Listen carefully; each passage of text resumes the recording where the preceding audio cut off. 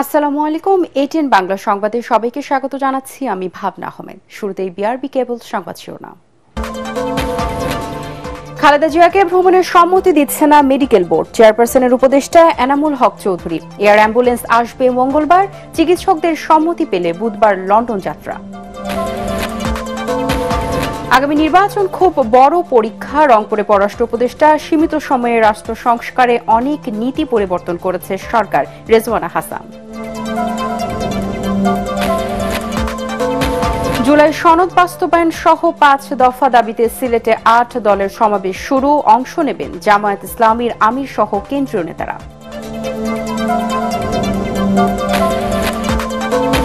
ঢাকা ২ আসনে প্রার্থীদের জমজমাট প্রচারণা। ব্যানার ফেস্টুনে ছেয়ে গেছে কেরানীগঞ্জের রাস্তাঘাট। চলছে কর্মী সমর্থকদের শোডাউন, গণমিছিল। ঢাকা ৭ আসনে বিএনপির প্রার্থী নিয়ে কর্মী সমর্থকদের মিশ্র প্রতিক্রিয়া। সামাজিক কাজ নিয়ে পুরানো ঢাকার মানুষের মন জয়ের চেষ্টা জামায়াতের। এবং বিশ্বকাপ ফুটবলে ড্রতে সহজ গ্রুপে বিশ্ব চ্যাম্পিয়ন আর্জেন্টিনা ও ব্রাজিল। ফিফা শান্তি পুরস্কার পেলেন আমেরিকার president Donald Trump.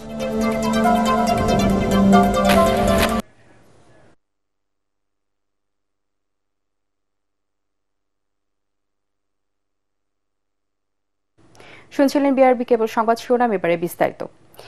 BNP chairperson Begum Khaleda জিয়ার শারীরিক অবস্থা বিবেচনায় তাকে এখনই বিমান ভ্রমণের অনুমতি দিচ্ছে না মেডিকেল বোর্ড। ফলে জার্মানি থেকে কাতারের ব্যবস্থাপনায় এয়ার অ্যাম্বুলেন্স আজও আসছে না ঢাকায়। টেলিফোনে এটিএন বাংলাকে এসব কথা জানান চেয়ারপারসনের উপদেষ্টা এনামুল হক চৌধুরী। তিনি জানান, লন্ডন যাত্রার নতুন সম্ভাব্য তারিখ নির্ধারণ করা হয়েছে ৯ অথবা ১০ ডিসেম্বর। সে অনুযায়ী ভ্রমণের একদিন আগে এয়ার অ্যাম্বুলেন্স ঢাকায় আসবে। এর আগে শুক্রবার রাতে মেডিকেল বোর্ড জানায় খালেদা জিয়ার এন্ডোস্কোপি সম্পন্ন হয়েছে এবং তার পাকস্থলীর রক্তক্ষরণ বন্ধ হয়েছে।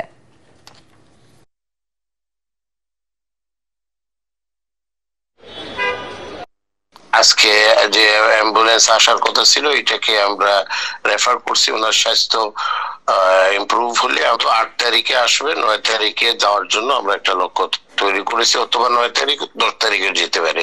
এটা মেডিকেল বোর্ড আমাদেরকে যেরকম ওনারা আমাদেরকে পরামর্শ দিবে, ওই পরামর্শের আলোকে আমরা তাদের রয়্যাল কাতার এয়ারওয়েজ এর কাছে আমরা তাদের সাপোর্টটা চাবো। দর্শক, এই মুহূর্তে এভারকেয়ার হাসপাতালে আছেন সহকর্মী জামিল হাসান শান্ত। তিনি জানাচ্ছেন খালেদা জিয়ার শারীরিক অবস্থার সবশেষ খবর।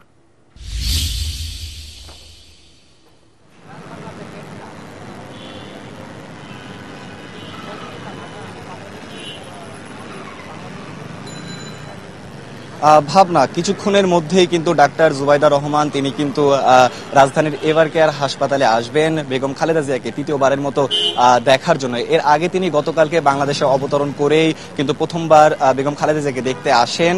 তারপর তিনি তার বাবার বাড়ি ধানমন্ডিতে অবস্থান করে রাত 8:30 নাগাদ তিনি আবারও বেগম খালেদা জিয়ার খোঁজ খবর নিতে আসেন।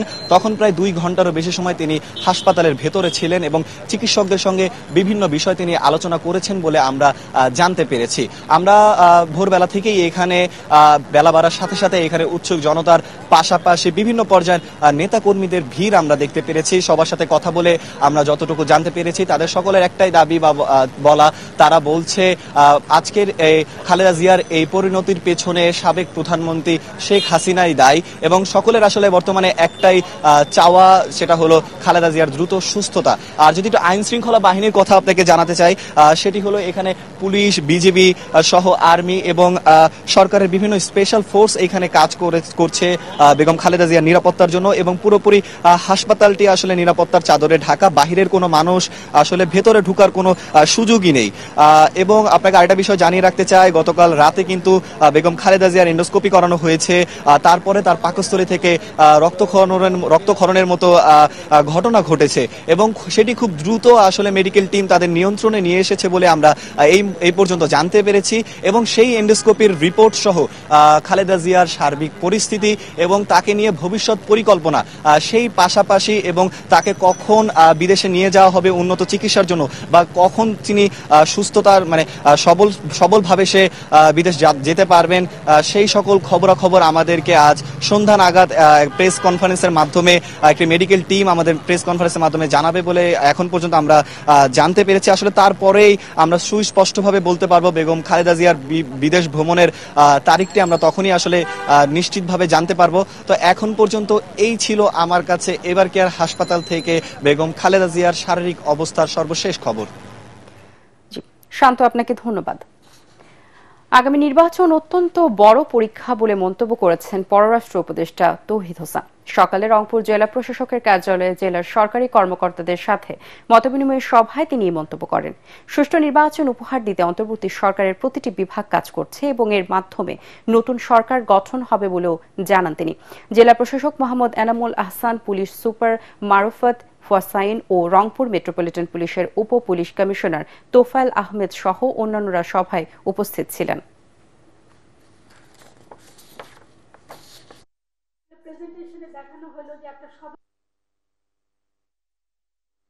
সামনে একটা অত্যন্ত বড় টেস্ট আছে কিন্তু আমাদের, সেটা হলো যে নির্বাচন খুব বেশি দিন নাই, আপনারা জানেন। এবং প্রফেসর ইউনূস কিন্তু সবসময় বলছেন যে এটা একটা আদর্শ নির্বাচন হতে হবে যেটা থেকে কারো কোনো কমপ্লেন থাকবে না, এবং সেক্ষেত্রে আইন শৃঙ্খলাটা খুব গুরুত্বপূর্ণ। কারণ যেই ক্যান্ডিডেটের হারার সম্ভাবনা তিনি কিন্তু সবসময় গণ্ডগোল সৃষ্টি করার চেষ্টা করতে পারেন, এটা মনে রাখতে হবে। সেটা মনে রেখেই আমি আশা করি যে যথেষ্ট ব্যবস্থা নেওয়া হবে। জাতীয় নির্বাচনের আগে জুলাই সনদ বাস্তবায়ন সহ 5 দফা দাবিতে সমমনা ইসলামী 8 দলের আয়োজনে সিলেটে বিভাগীয় সমাবেশ চলছে। নগরীর আলিয়া মাদ্রাসা মাঠে আয়োজিত এই সমাবেশে যোগ দেবেন জামায়াত ইসলামীর আমির ডক্টর শফিকুর রহমান, ইসলামী আন্দোলন বাংলাদেশের সিনিয়র নায়েবে আমির মুফতি সৈয়দ মোহাম্মদ ফজল করিম, খেলাফত মজলিসের আমির আল্লামা মামুনুল হক, নিজামে ইসলামী পার্টির আমির অধ্যক্ষ মাওলানা সরওয়ার কামাল আজিজি, খেলাফত মজলিসের মহাসচিব আহমদ আব্দুল কাদের, জাগপার মুখপাত্র ইঞ্জিনিয়ার রাশেদ প্রধান সহ 8 দলের স্থানীয় ও কেন্দ্রীয় নেতারা বক্তব্য রাখবেন।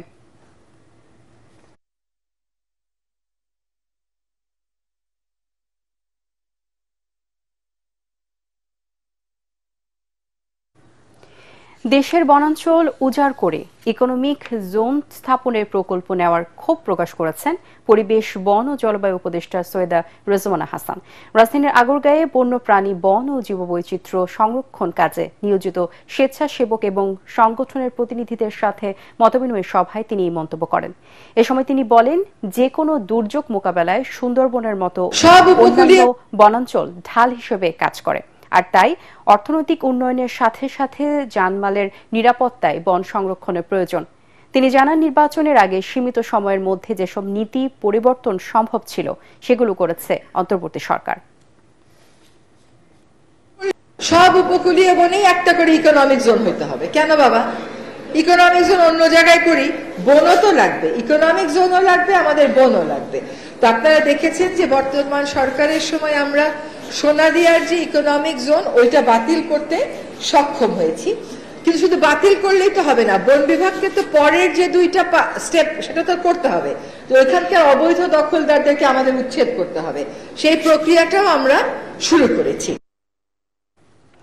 দেশি বিদেশি বিনিয়োগ ছাড়া ভর্তুকি দিয়ে চিনি শিল্পকে লাভজনক করা সম্ভব না বলে জানিয়েছেন শিল্প ও গণপূর্ত মন্ত্রণালয়ের উপদেষ্টা আদিল রহমান খান।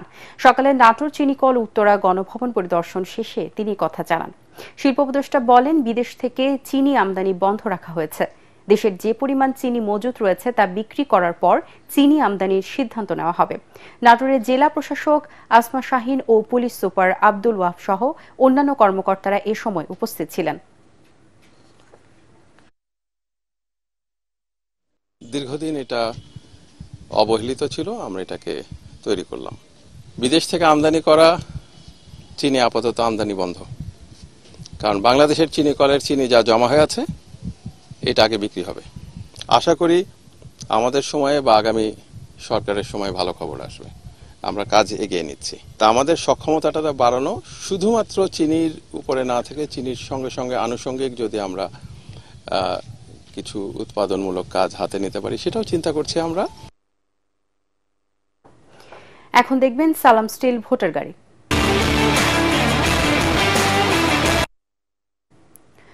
জমে উঠেছে ঢাকা ২ আসনে নির্বাচনী প্রচারণা। ভোটারদের মাঝে বিরাজ করছে ব্যাপক উচ্ছ্বাস। কেরানীগঞ্জ উপজেলা সাভারের ৩ ইউনিয়ন নিয়ে গঠিত এই আসনের রাস্তাঘাট, অলিগলি সব জায়গায় প্রার্থীদের তরুণ ব্যানার, ফেস্টুন, পোস্টারে ছেয়ে গেছে। বড় বড় শোডাউন, গণমিছিল, সামাজিক কাজ এবং বিএনপি চেয়ারপারসন বেগম খালেদা জিয়ার রোগ মুক্তি কামনায় ভোটার সংযোগ করছেন প্রার্থীরা। বিস্তারিত জানাচ্ছেন ইয়াসিন রানা। প্রায় ৫.৫ লাখ ভোটার ঢাকা ২ আসনে। এই আসনে বিএনপির প্রার্থী ৪ বারের সাবেক এমপি আমানুল্লাহ আমান, জামাতের প্রার্থী ইঞ্জিনিয়ার তৌফিক হাসান, ইসলামী আন্দোলন বাংলাদেশের প্রার্থী মাওলানা জহিরুল ইসলাম, এনসিপির মনোনয়ন প্রত্যাশী ইমরান হোসাইন। নির্বাচন ঘিরে প্রার্থীরা বড় বড় শোডাউন, গণমিছিল, সামাজিক কাজের মাধ্যমে ব্যস্ত সময় পার করছেন। প্রার্থীদের প্রচারণায় ভোটারদের মাঝেও তৈরি হয়েছে নির্বাচনী আমেজ। পছন্দের প্রার্থী বেছে নিতে নানা সমীকরণ মেলাচ্ছেন ভোটাররা। চায়ের দোকান থেকে শুরু করে বাজার, ব্যবসা প্রতিষ্ঠান সর্বত্রই চলছে নির্বাচনী আলাপ। আমাদের এলাকায় শান্তিপূর্ণ হোক, সন্ত্রাসমুক্ত হোক, চাঁদামুক্ত হোক এবং কোরআনের আইন দেশে চালু হোক। আলহাজ আমানুল্লাহ আমান সাহেবের প্রচারণা একটু বেশি। ৪বার আমানুল্লাহ আমান নির্বাচিত হয়েছেন মাননীয় সংসদ সদস্য। তিনি কেরানীগঞ্জের প্রত্যেকটা প্রত্যন্ত অঞ্চলে বিদ্যুৎ, গ্যাস, রাস্তাঘাট, ব্রিজ সব তিনি আমাদের করে দিয়েছেন। ঢাকা ২ আসনের ইসলামী আন্দোলন বাংলাদেশের প্রার্থী মাওলানা জহিরুল ইসলাম ব্যস্ত সময় পার করছেন প্রচারণায়। জামাতের প্রার্থী ইঞ্জিনিয়ার তৌফিক হাসান মডেল আসন গড়ার পরিকল্পনা নিয়ে ভোটারদের দ্বারে দ্বারে যাচ্ছেন। বিগত ৫৪ বছরের স্বাধীনতার পরে এরকম কাঙ্ক্ষিত মানের উন্নয়ন হয় নাই, যার কারণে আমরা এই কেরানীগঞ্জে সামগ্রিক অবকাঠামোর উন্নয়ন, মানুষের সকলের মৌলিক অধিকার প্রতিষ্ঠার জন্য আমরা ১০ দফা কর্মসূচি ঘোষণা করেছি। যেহেতু আমি একজন সিভিল ইঞ্জিনিয়ারিং এর ছাত্র, এই জন্য এই ঢাকা ২ আসনটাকে মোটামুটি আমি একটা মাথার মধ্যে একটা নকশা তৈরি করে ফেলছি। চ্যালেঞ্জ আমাদের একটাই, আমরা জনগণের কাছে যাওয়া এবং তাদেরকে আমাদের যে প্রতিশ্রুতিগুলি এইগুলি ঠিকঠাক মতো তাদের কানে পৌঁছে দেওয়া। যেহেতু তারা বিশ্বাস স্থাপন করে যে বাংলাদেশ জামাত ইসলামী কোনো ক্যান্ডিডেট যদি ক্ষমতায় আসে তারা বিশ্বাসে ভঙ্গ করবে না। খালেদা জিয়ার রোগ মুক্তি কামনায় দোয়া ও মিলাদ মাহফিলের মাধ্যমে নির্বাচনী আসনের বিভিন্ন এলাকায় ভোটার সংযোগ করছেন ৪ বারের সাবেক এমপি আমানুল্লাহ আমান। তুলে ধরছেন উন্নয়ন পরিকল্পনা। এই নির্বাচনের প্রত্যাশা জনগণের অনেক দিনের। বিগত ৩টি নির্বাচনে জনগণ ভোট দিতে পারেনি, এবার তারা প্রত্যাশা নিয়ে আসে জনগণ ভোট দেবে। এবং কাদেরকে ভোট দেবে? উন্নয়নের জন্য, শান্তির জন্য, দেশের স্বাধীনতা সার্বভৌমত্ব রক্ষার জন্য যারা কাজ করেছে, যারা কাজ করবে তাদেরকেই ভোট দেবে। এবং ইনশাল্লাহ সারা বাংলাদেশে যে জোয়ার উঠেছে, বিএনপি ইনশাল্লাহ জয়লাভ করবে। ভোটাররা বলছেন সৎ, যোগ্য প্রার্থীকে ভোট দিবেন যেন উন্নয়নের পাশাপাশি ভূমি দখলবাজ, চাঁদাবাজ মুক্ত ও কৃষিবান্ধব এলাকা গড়ে ওঠে। ইয়াসিন রানা, এটিএন বাংলা, ঢাকা। এবারে সালাম স্টিল ভোটার গাড়ি নিয়ে দোহারের জয়পাড়া বাজার এলাকায় আছেন সহকর্মী তরিক ইসলাম। তিনি জানাচ্ছেন সেখানকার প্রচারণার খবর। ভাবনা, ধন্যবাদ আপনাকে। আপনি ঠিক যেমনটা বলছিলেন, আমি এখন রয়েছি ঢাকা ১ আসনের দোহার নবাবগঞ্জের জয়পাড়া বাজারে। আমি এর আগে আমাদের এখানকার যারা ভোটার এবং বাসিন্দা যারা রয়েছে তাদের সাথে কথা বলেছিলাম। যান্ত্রিক ত্রুটির কারণে কিছুটা বিঘ্ন ঘটার জন্য আমাদের আবার পুনরায় করতে হচ্ছে। আপনারা আবার একটু বলবেন যে এখানে তো জাতীয় পার্টি, বিএনপি এবং জামাতের প্রার্থী ঘোষণা করা হয়েছে, সাথে সাথে স্বতন্ত্র প্রার্থীও রয়েছে। নির্বাচনী পরিবেশ কেমন দেখছেন আপনারা? আলহামদুলিল্লাহ, এখানকার পরিবেশ খুবই সুন্দর। তবে আপনি যে কথা বলছেন যে স্বতন্ত্র প্রার্থী আছে, আসলে স্বতন্ত্র প্রার্থী কোনোটাই নাই। এটা হচ্ছে আওয়ামী লীগের দোসর। স্বতন্ত্র বলতে আওয়ামী লীগের দোসর। এরা যেন কোনোভাবে যে নির্বাচনে অংশগ্রহণ করতে না পারে, ডক্টর ইউনূসের কাছে এটা জোর দাবি থাকবে, বর্তমান উপদেষ্টা সরকারের কাছে।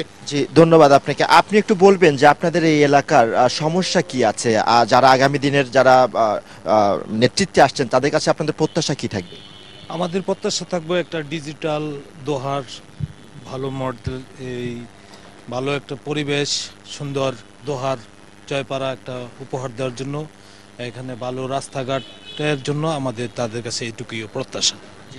ধন্যবাদ আপনাকে। আপনার কাছে একটু জানতে চাইবো, এখানে আমরা দেখেছি যে কিছুক্ষণ আগে এখানে বিএনপির যে প্রার্থী খন্দকার আশফাক তিনি নির্বাচনের প্রচারণা চালিয়েছেন। প্রচারণা কেমন দেখছেন আপনারা? জি আলহামদুলিল্লাহ, আমাদের ঢাকা ১ আসনে যে বিএনপির প্রার্থী, সে প্রত্যেকটা ইউনিয়নে প্রত্যেকটা ওয়ার্ডে উঠান বৈঠকের মাধ্যমে জনগণের দ্বার প্রান্তে পৌঁছানোর চেষ্টা করছে এবং সে আমাদের এলাকায় নতুন না, সে বিগত 17 বছর যাবৎ দোহারের আনাচে কানাচে তার পদচারণা। সে দোহারের জন্য তার মনের ভিতরে, দোহার এবং নবগঞ্জের জন্য মনের ভিতরে সবসময় সে। আপনাদের প্রত্যাশা কি থাকবে? প্রত্যাশা হবে একটাই, আমাদের দোহারের নবগঞ্জের বিগত 17 বছর যে কাজকর্মগুলো হয় নাই, যে রাস্তাগুলা ছিল সেগুলো রাস্তাগুলো নষ্ট হয়ে গেছে, সেই রাস্তাগুলা মেরামত করা, নতুন করে সংযোজন করা এবং গ্যাসের প্রথম দাবি হলো আমাদের ঢাকার খুব কাছে থাকা সত্ত্বেও গ্যাস নাই। গ্যাসটা খন্দকার আব্বাস পাক ভাই জনগণের মাঝে এই দিছে যে আমি যদি নির্বাচিত হতে পারি বা না হতে পারি, তারপর আমি গ্যাসের জন্য যতটুকু সম্ভব তার পক্ষ থেকে সে চেষ্টা করবে গ্যাস আমাদের দোহারনবগঞ্জে আনার জন্য। ধন্যবাদ। ভাবনা, শুনছিলেন যে এখানকার যারা ভোটার এবং বাসিন্দা রয়েছেন তারা বলছিলেন দীর্ঘদিন যাবৎ এই এলাকা ঢাকার খুব কাছে হলেও উন্নয়ন বঞ্চিত। আগামী দিনে নির্বাচনের মাধ্যমে যারা ক্ষমতায় আসবে তারা এই এলাকার উন্নয়ন করবে, এমনটাই কিন্তু তাদের প্রত্যাশা। তো নবাবগঞ্জ দোহার থেকে এই ছিল আমার কাছে নির্বাচনের সবশেষ খবর। ভাবনা। ঢাকা ৭ আসনে বিএনপির মনোনয়ন পরিবর্তনের দাবিতে বিক্ষোভ করেছেন স্থানীয় নেতাকর্মীরা। মনোনয়ন বঞ্চিতদের দাবি যাচাই বাছাই ছাড়াই প্রার্থী ঘোষণা করা হয়েছে পুরান ঢাকার আসনটিতে। তবে বিএনপি মনোনীত প্রার্থী হামিদুর হামিদ বলছেন, হাইকমান্ডের নির্দেশে দলের সবাই এক থাকবেন ধানের শীষের পক্ষে। অন্যদিকে জামাতের প্রার্থী হাজী এনায়েত উল্লাহর দাবি, পুরান ঢাকার ভোটাররা আস্থা রাখবে দাঁড়িপাল্লাতেই। আরও জানাচ্ছেন ইকরামুল হক সায়েম। সালাম স্টিল ভোটের গাড়ি নিয়ে নির্বাচনী হালচাল জানতে আমরা এসেছি ঢাকা ৭ আসনে। পুরান ঢাকার ঐতিহ্যবাহী লালবাগ, চকবাজার, বংশাল এবং কামরাঙ্গীচরের কিছু এলাকা নিয়ে এই আসনটি গঠিত। বিএনপি যে নতুন করে প্রাথমিকভাবে ৩৬ জনকে মনোনয়ন দিয়েছে, তার মধ্যে এই আসনটিতে মনোনয়ন পেয়েছেন হামিদুর রহমান হামিদ। তার মনোনয়ন প্রাপ্তিতে তার নেতাকর্মীদের মধ্যে যেরকম আনন্দের জোয়ার বইছে, তেমনি মনোনয়ন বঞ্চিতদের সমর্থকরা বিক্ষোভ করছেন এই এলাকায়। প্রাথমিক মনোনয়নের সিদ্ধান্ত বদলের দাবিতে একজোট হয়ে বিক্ষোভে নেমেছেন ঢাকা ৭ আসনের মনোনয়ন প্রত্যাশী বিএনপি নেতারা। তাদের মতে অবমূল্যায়ন করা হয়েছে ত্যাগীদের। যাচাই বাছাই না করে যেই লোকটা আমাদের ৭-এর ভোটার না, ৬-এর ভোটার, সে বিগত আন্দোলন সংগ্রামে কখনো আমি তাকে দেখি নাই। তারেক সাহেব বলেছেন, যারা রাজপথে ছিল, যারা জুলুম নির্যাতনের শিকার হয়েছে, যাদের দলের জন্য আত্মত্যাগ আছে, ডেডিকেশন আছে, তাদেরকে মূল্যায়ন করা হবে। কিন্তু এই লোকের আমাদের যে ভারপ্রাপ্ত চেয়ারম্যান যে 3টা শর্ত দিয়েছেন, এর একটার মধ্যে সে পড়ে না। কাজেই এই নমিনেশন আমরা মেনে নিতে পারি না। অন্যদিকে মনোনয়ন পেয়ে নির্বাচনী এলাকায় গণসংযোগ ও শুভেচ্ছা বিনিময় করছেন হামিদুর রহমান হামিদ। চলছে মিছিল শোডাউনও। তার মতে শেষমেশ ধানের শীষের পক্ষে একাট্টা হবেন দলের সবাই। তাদের ক্ষোভ থাকতেই পারে, আশা করেছিল, হয়তো তারা পায়নি, মনের ক্ষোভ প্রকাশ করবে। তো আমার বিশ্বাস তারা আমার সাথে যোগ দেবে, দলের পতাকার তলে একসাথে আসবে। দল চিন্তা করেছে, বিগত দিনে আমি কর্মীদের দুর্দিনে আমি তাদের পাশে ছিলাম এবং আছি, থাকবো। ঢাকা ৭ আসনে জামাতে ইসলামী প্রার্থী করেছে ব্যবসায়ী হাজী এনায়েত উল্লাহকে। সামাজিক বিভিন্ন কাজের মাধ্যমে ভোটারদের সমর্থন নেয়ার চেষ্টা করছেন তিনি। পুরান ঢাকার মানুষ তো ইসলামের প্রতি বেশি আনুগত্য। এখানে দেখবেন প্রত্যেকটা মানুষ আপনার নামাজি, রোজা, হজ, যাকাত, এখানে পারিবারিকভাবে সবাই আপনার ইসলামকে ধারণ করে। মানুষের একটা আস্থার জায়গা তৈরি হয়েছে। একমাত্র বাংলাদেশ জামাত ইসলাম যদি আগামীতে দেশের দায়িত্ব নেয়, তাহলে সবাই সুখে শান্তিতে থাকতে পারবে, চাঁদামুক্ত একটা পরিবেশ পাবে, সন্ত্রাসমুক্ত একটা পরিবেশ পাবে। জামাতের পাশাপাশি পুরান ঢাকার এই আসনে নির্বাচনী প্রচারণায় সরব ইসলামী আন্দোলন বাংলাদেশের প্রার্থীও। তবে নির্বাচনের মেরুকরণ স্পষ্ট হবে চূড়ান্ত মনোনয়নের পরই। ইকরামুল হক সায়েম, এটিএন বাংলা, ঢাকা। দর্শক, এবারে সালাম স্টিল ভোটের গাড়ি নিয়ে এখন শরীয়তপুরে আছেন আলী আসগর ইমন। তিনি জানাচ্ছেন সেখানকার নির্বাচনী হালচাল। এটিএন বাংলার নির্বাচনী আয়োজন সালাম স্টিল ভোটের গাড়ি চলছে সারা বাংলাদেশে। শরীয়তপুর ১ আসনের বাংলাদেশ জামায়াত ইসলামী মনোনীত প্রার্থী ডক্টর মোশাররফ হোসেন। আমি একটু তার সাথে সরাসরি কথা বলতে চাই। আপনার এলাকায় নির্বাচনী প্রচারণা কেমন চলছে? প্রচারণা বেশ ভালো চলছে। আমরা দীর্ঘদিন থেকেই প্রচারণা চালিয়ে যাচ্ছি এবং জনগণের বিপুল সাড়া পাচ্ছি। আমরা বেশ আশাবাদী ইনশাআল্লাহ। আমাদের এই যে অঞ্চলে আভ্যন্তরীণ সড়কগুলোর অবস্থা খুবই শোচনীয়। আমি প্রত্যেকটা গ্রামে গ্রামে গিয়েছি এবং খুবই দুর্ভাগ্যজনক অবস্থা রয়েছে। অবকাঠামো উন্নয়নের দিকে আমরা অগ্রাধিকার দিব। এছাড়াও সরকারি সেবা প্রতিষ্ঠান যেগুলো রয়েছে সেখান থেকে মানুষ যেন স্বাচ্ছন্দ্যে সেবা পেতে পারে সেই বিষয়টি আমাদের অগ্রাধিকারে রয়েছে। শিক্ষার ক্ষেত্রে আমরা গুরুত্ব আরোপ করব যাতে কোনো অবস্থাতেই কোনো শিশু শিক্ষা থেকে বঞ্চিত না হয়। নদী ভাঙনের স্থায়ী বাঁধ নির্মাণের জন্য এবং যে পরিকল্পনা আগেই অনুমোদন হয়ে আছে সেটা দ্রুত বাস্তবায়নের জন্য ইতিমধ্যে সেখানে ৩-৪ বার গিয়েছি এবং আমরা এইটি দ্রুত বাস্তবায়নের জন্য জোর প্রচেষ্টা চালাবো এবং এটা আমাদের অগ্রাধিকারের মধ্যে রয়েছে। সালাম স্টিল ভোটের গাড়ি চলছে সারা বাংলাদেশে। দর্শক প্রস্তুত থাকুন, যে কোনো সময় হাজির হয়ে যাব আপনার এলাকায়। তারেক রহমান নেতৃত্বেই বিএনপি আগামী জাতীয় নির্বাচনে অংশ নেবে বলে জানিয়েছেন বিএনপির স্থায়ী কমিটির সদস্য আমির খসরু মাহমুদ চৌধুরী। রাজধানী বনানীর নিজ অফিসে সাংবাদিকদের সাথে আলাপকালে তিনি এ কথা বলেন। তিনি জানান, শিগগিরই দেশে ফিরবেন দলের ভারপ্রাপ্ত চেয়ারম্যান। উন্নত চিকিৎসার জন্য বেগম খালেদা জিয়ার লন্ডনে যাওয়ার নিয়ে আমির খসরু বলেন, তার স্বাস্থ্যের উপরে নির্ভর করছে এয়ার অ্যাম্বুলেন্স আসার বিষয়টি। তারেক রহমান সাহেব দলের নেতৃত্বে আছেন, উনি দেশে ফিরে আমাদের নির্বাচনী নেতৃত্ব দিবেন। আশা করি জনগণের আমরা যদি সমর্থন পাই, আগামী দিনে বিএনপি যদি সরকার গঠন করে উনি প্রধানমন্ত্রীত্বের ওনার নেতৃত্বে মন্ত্রিসভা গঠন হবে, দেশকে সামনের দিকে এগিয়ে নিয়ে যাওয়ার যে বিরাট প্রত্যাশা আকাঙ্ক্ষা আছে সেটা আমরা পূরণ করতে পারব। এদিকে আজ যশোর, হবিগঞ্জ, কুড়িগ্রাম, মেহেরপুর ও লালমনিরহাট মুক্ত দিবস। নানা কর্মসূচির মধ্য দিয়ে পালিত হচ্ছে দিবসটি। যশোরে এই উপলক্ষে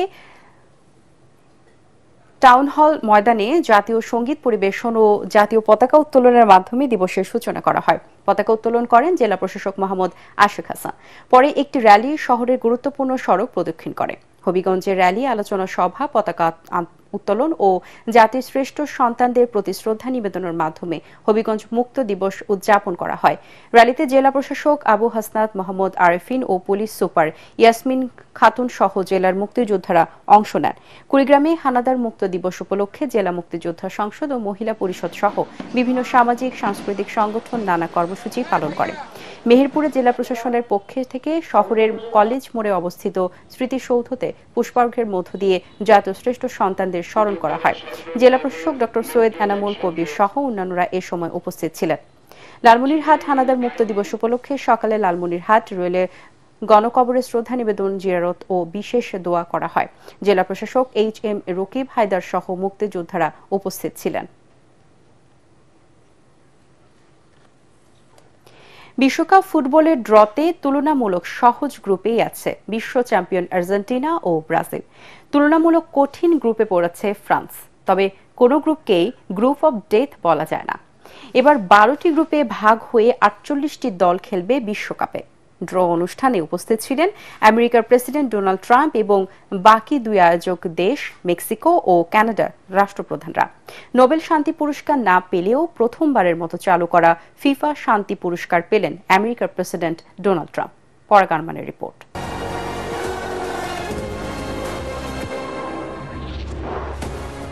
যুক্তরাষ্ট্রের রাজধানী ওয়াশিংটনের John F Kennedy Center for Performing আর্টসের দিকে চোখ ছিল পুরো বিশ্বের।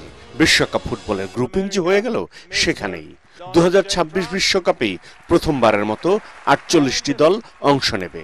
দেশের সংখ্যা বাড়াতে ড্র সহজ হতে পারে এমন ধারণা ছিল আগেই, হলো তাই। 12টি গ্রুপের কোনোটিকেই সেভাবে গ্রুপ অফ ডেথ বলা যায় না। 3টি শক্তিশালী দেশ এক গ্রুপে পড়েইনি।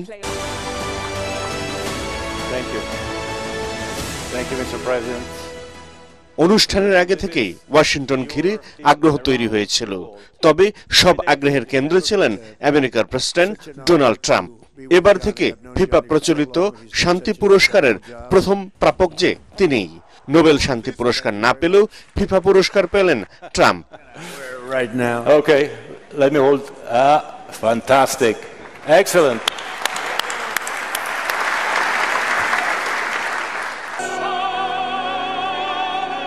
নাচে গানে ভরপুর বিশ্বকাপের ড্র অনুষ্ঠানে দর্শকদের মাতিয়ে দেন ইতালির আন্দ্রেয়া বোলোচ্চি।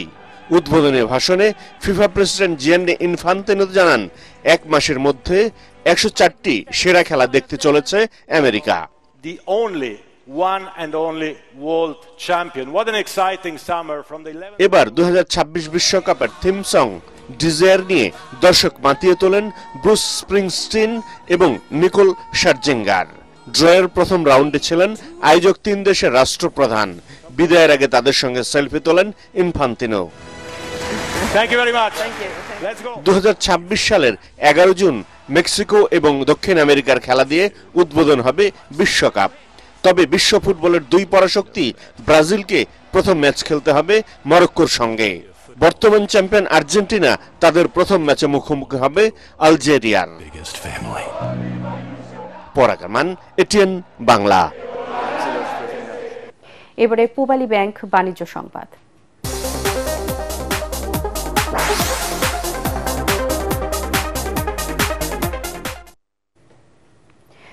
মাদারীপুরের শিবচরে বিদেশ ফেরত তরুণ রাসেল নিজ উদ্যোগে গড়ে তুলেছেন কমলার সাম্রাজ্য। তার বাগানের কমলা এখন স্বাদে ও মানে মানুষের আগ্রহের কেন্দ্রবিন্দুতে। দূর দূরান্ত থেকে ক্রেতা ও দর্শনার্থীরা ভিড় করছেন তার বাগানে। তবে শুধু কমলা বাগানেই সীমাবদ্ধ থাকতে চান না রাসেল। জানান সরকারি সহায়তা পেলে তার এই উদ্যোগ আরো বড় করার পরিকল্পনার কথা। মাদারীপুর প্রতিনিধি SR শফিক স্বপনের রিপোর্ট, জানাচ্ছেন জাহিদুল আলম। মাদারীপুরের শিবচর উপজেলার দত্তপাড়া মৃধাকান্দিতে বাবা শওকত হোসেনের গড়ে তোলা কমলা বাগান নতুনভাবে সাজিয়ে সফল হয়েছেন বিদেশ ফেরত রাসেল হোসেন। প্রায় 6 বছর আগে 1 বিঘা 33% জমিতে 60টি ছোট জাতের কমলা গাছ লাগানো হলেও প্রথম দিকে ফলন ভালো ছিল না। সৌদি আরব থেকে 2022 সালে দেশে ফিরে কৃষির প্রতি ভালোবাসা থেকেই বাগানের দায়িত্ব নেন রাসেল। নিয়মিত যত্নে গাছগুলো সতেজ হয়ে ওঠে। 2024 সালেই পান সফলতা। এখানে কমলা আছে, মালটা আছে, পেয়ারা আছে, ড্রাগন আছে, লেবু বাগান আছে। হ্যাঁ, পাশাপাশি আরো অন্যান্য কিছু করতেছি, করবো ইনশাল্লাহ। রাসেলের বাগানের কমলা কোনো ক্ষতিকারক রাসায়নিক ছাড়া উৎপাদিত হওয়ায় স্বাস্থ্যকর। এ কারণে সুস্বাদু এই কমলার প্রতি ক্রেতাদের আগ্রহও বেশি। অনেকেই বাগানে এসে কমলা কিনছেন 280 থেকে 300 টাকা কেজি দরে। মোবাইলে দেখা তারপর আসে, এই যে ঘুরতে আইছি, দেখতে আইছি। দূর দূরান্ত থেকে মানুষ আসে এই কমলা বাগানে কমলা দেখার জন্য। এটা বিদেশে চাষ হইতো, এখন বাংলাদেশের চাষ হইতাছে। আমরা দেখে অনেক মজা পাইতাছি, খুশি হইতাছি। এমন উদ্যোক্তাদের সহযোগিতা দেওয়ার আশ্বাস দিয়েছে কৃষি বিভাগ। আমরা সর্বোত্তম সহযোগিতা তাদেরকে প্রদান করব এবং টাইম টু টাইম এই পরামর্শ প্রয়োজন কৃষি সম্প্রসারণ দপ্তর সবসময় তাদের পাশে আছে এবং পরামর্শ প্রদান করবে। কমলার পাশাপাশি মালটা ও পেয়ারা গাছ রয়েছে তার বাগানে। সরকারি সহযোগিতা পেলে আরো বড় পরিসরে কমলা চাষের পরিকল্পনা রয়েছে রাসেলের। Bureau report, ATN Bangla. এবারে অর্থ সংবাদ।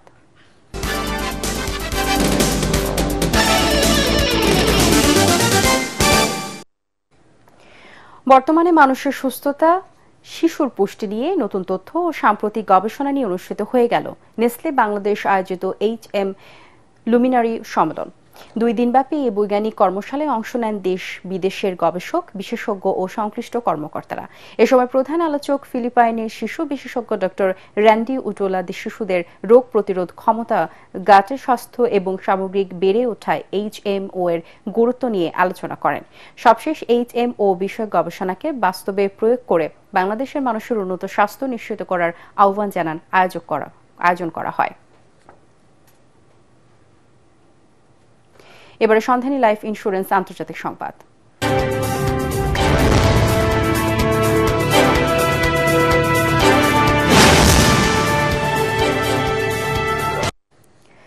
ভারতের পশ্চিমবঙ্গের মুর্শিদাবাদ জেলার রেজনগরে আজ বাবরি মসজিদের নামে নতুন মসজিদের ভিত্তিপ্রস্তর স্থাপন করবেন তৃণমূলের বহিষ্কৃত বিধায়ক হুমায়ুন কবির। এই মসজিদ স্থাপনে কলকাতা হাইকোর্ট হস্তক্ষেপ না করায় অনুষ্ঠানে কোনো আইনি বাধা নেই বলে জানিয়েছে দেশটির গণমাধ্যমগুলো। নিরাপত্তার স্বার্থে এলাকায় আধা সামরিক বাহিনী মোতায়েন করা হয়েছে। হুমায়ুন কবির জানান, অনুষ্ঠানে 3 লাখ মানুষ উপস্থিত হতে পারেন এবং তার 2000 স্বেচ্ছাসেবক প্রস্তুত আছে। তিনি জানান, অনুষ্ঠানে 60,000 অতিথিকে শাহী বিরিয়ানি দিয়ে আপ্যায়ন করা হবে। তার এই ঘোষণাকে কেন্দ্র করে রাজ্যে রাজনৈতিক অস্থিরতা শুরু হয়েছে বলে জানিয়েছেন দেশটির গণমাধ্যমগুলো। অনুষ্ঠিত হয়ে গেল অতীশ দীপঙ্কর বিজ্ঞান ও প্রযুক্তি বিশ্ববিদ্যালয়ের সমাবর্তন। রাজধানী বাংলাদেশ চীন মৈত্রী সম্মেলন কেন্দ্রে আয়োজিত অনুষ্ঠানে প্রধান অতিথি ছিলেন বিশ্ববিদ্যালয় মঞ্জুরি কমিশনের চেয়ারম্যান অধ্যাপক ডক্টর SM.A. ফায়েজ। সমাবর্তনে বক্তব্য রাখেন সাবেক শিক্ষা প্রতিমন্ত্রী ডক্টর আনম এহসানুল হক মিলন। বিশেষ অতিথি ছিলেন ইউজিসি সদস্য অধ্যাপক ডক্টর আনোয়ার হোসেন। অনুষ্ঠানে ট্রাস্টি বোর্ডের চেয়ারম্যান M. শামসুল আলম লিটন এবং উপাচার্য অধ্যাপক ডক্টর জাহাঙ্গীর আলম অন্যান্যের মধ্যে উপস্থিত ছিলেন। সমাবর্তনে 27 জন শিক্ষার্থীকে চ্যান্সেলর্স, বিওটি চেয়ারম্যানস ও ভাইস চ্যান্সেলর্স অ্যাওয়ার্ড দেওয়া হয়। এবার মোট 2326 জন শিক্ষার্থীকে গ্র্যাজুয়েশন ডিগ্রি প্রদান করা হয়। পরে মনোজ্ঞ সাংস্কৃতিক অনুষ্ঠান ও লেজার শো অনুষ্ঠিত হয়। রিকশা চালকদের জীবন মান উন্নয়ন, সচেতনতা বৃদ্ধি ও কর্মক্ষেত্রে ইতিবাচক পরিবর্তন আনার লক্ষ্যে কর্মশালা আয়োজন করেছে আস-সুন্নাহ ফাউন্ডেশন। রাজধানীর আফতাবনগরে আস-সুন্নাহ অডিটোরিয়ামে বিশেষ এই প্রশিক্ষণ কর্মশালাটি অনুষ্ঠিত হয়। এতে 500 রিকশা চালক অংশ নেন। কর্মশালায় ভালো আচরণ, পারিবারিক দায়িত্ববোধ, স্বাস্থ্য সচেতনতা, মাদক ও ধূমপানের ভয়াবহতা, ট্রাফিক আইন ও সড়ক নিরাপত্তা সহ হালাল উপার্জনের গুরুত্ব সম্পর্কে প্রশিক্ষণ দেওয়া হয়। কর্মশালায় প্রধান প্রশিক্ষক হিসেবে উপস্থিত ছিলেন আস-সুন্নাহ ফাউন্ডেশনের চেয়ারম্যান শায়েখ আহমদুল্লাহ। এবারে খেলার খবর।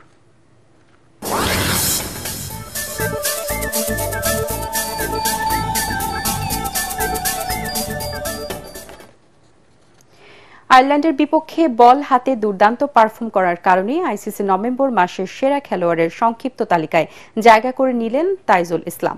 তার সঙ্গে মাস সেরার লড়াইয়ে আছেন দক্ষিণ আফ্রিকার অফ স্পিনার সাইমন হার্মার এবং পাকিস্তানের বাঁহাতি অলরাউন্ডার মোহাম্মদ নওয়াজ। আইরিশদের হোয়াইট ওয়াশ করার সিরিজে 26.30 গড়ে তাইজুল শিকার করে 13 উইকেট। সেই সঙ্গে তিনি পেয়েছিলেন সিরিজ সেরার পুরস্কারও। এই পারফরমেন্সে তাইজুল পেলেন আইসিসি নভেম্বর মাস সেরার মনোনয়ন। অনুষ্ঠিত হয়ে গেল হামদর্দ পাবলিক কলেজের HPC ফুটসাল 2025 প্রতিযোগিতার ফাইনাল খেলা। রাজধানীর বসিলার রয়্যাল মাল্টিপারপাস অ্যারিনা টার্ফে আয়োজিত এই খেলার উদ্বোধন করেন কলেজের ভারপ্রাপ্ত অধ্যক্ষ নজরুল ইসলাম। ফাইনালে অংশ নেয় HPC টাইগার্স ও HPC কিংস। খেলা পরিচালনা করেন বাংলাদেশ ফুটবল ফেডারেশনের রেফারি রিয়াজ ভুইয়া। ফাইনাল শেষে চ্যাম্পিয়ন ও রানার আপ দলকে ট্রফি প্রদান করেন অতিথিরা। অনুষ্ঠানে বক্তারা বলেন, খেলাধুলা শিক্ষার্থীদের শৃঙ্খলা, দলগত মনোভাব ও নেতৃত্ব গড়ে তুলতে গুরুত্বপূর্ণ ভূমিকা রাখে। এ সময় স্পোর্টস কমিটির প্রধান সহকারী অধ্যাপক হাবিবুর রহমান অন্যান্যের মধ্যে উপস্থিত ছিলেন।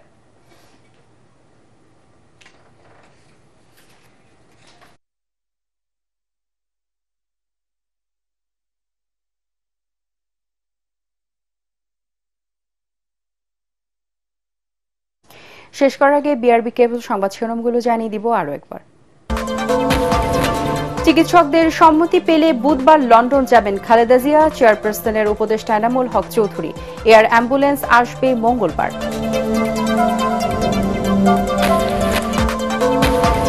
আগামী নির্বাচন খুব বড় পরীক্ষা। রংপুরে পররাষ্ট্র উপদেষ্টা। সীমিত সময়ে রাষ্ট্র সংস্কারে অনেক নীতি পরিবর্তন করেছে সরকার। রেজওয়ানা হাসান। জুলাই সনদ বাস্তবায়ন সহ 5 দফা দাবিতে সিলেটে 8 দলের সমাবেশ শুরু। অংশ নেবেন জামায়াত ইসলামীর আমির সহ কেন্দ্রীয় নেতারা।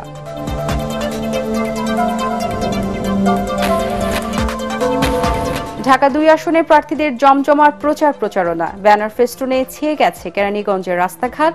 চলছে কর্মী সমর্থকদের শোডাউন গণমিছিল। ঢাকা 7 আসনে বিএনপির প্রার্থী নিয়ে কর্মী সমর্থকদের মিশ্র প্রতিক্রিয়া। সামাজিক কাজ নিয়ে পুরান ঢাকার মানুষের মন জয়ের চেষ্টা জামায়াতের। এবং বিশ্বকাপ ফুটবলের ড্রতে সহজ গ্রুপে বিশ্ব চ্যাম্পিয়ন আর্জেন্টিনা ও ব্রাজিল। ফিফা শান্তি পুরস্কার পেলেন আমেরিকার প্রেসিডেন্ট ডোনাল্ড ট্রাম্প। পরবর্তী সংবাদ দেখার আমন্ত্রণ জানিয়ে এখনকার মতো শেষ করছি এটিএন বাংলার সংবাদ। ইউটিউবে দেখতে ব্রাউজ করুন youtube/ATN বাংলা নিউজ। ধন্যবাদ সবাইকে।